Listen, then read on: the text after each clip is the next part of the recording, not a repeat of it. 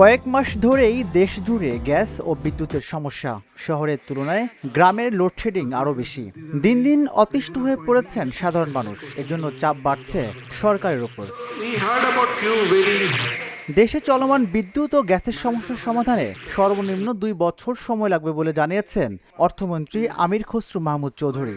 রবিবার রাজধানীর একটি 5 তারকা হোটেলে আমেরিকান চেম্বার্স অব কমার্স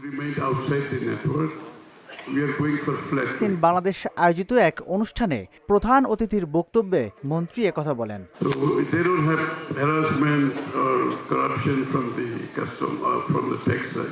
মন্ত্রী বলেন, বিদ্যুৎ ও গ্যাসের সমস্যা 6 মাসের মধ্যে সমাধান করা সম্ভব নয়।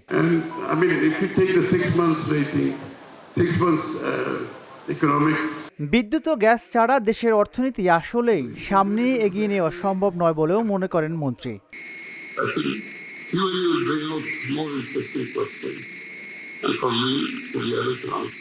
দেশের জ্বালানি খাতের অভাব পূরণে কয়লাকে কাজে লাগানোর তাগিদ দেন অর্থমন্ত্রী আমির খসরু মাহমুদ চৌধুরী। রাজিবুল ইসলাম, ঢাকা জার্নাল, ঢাকা।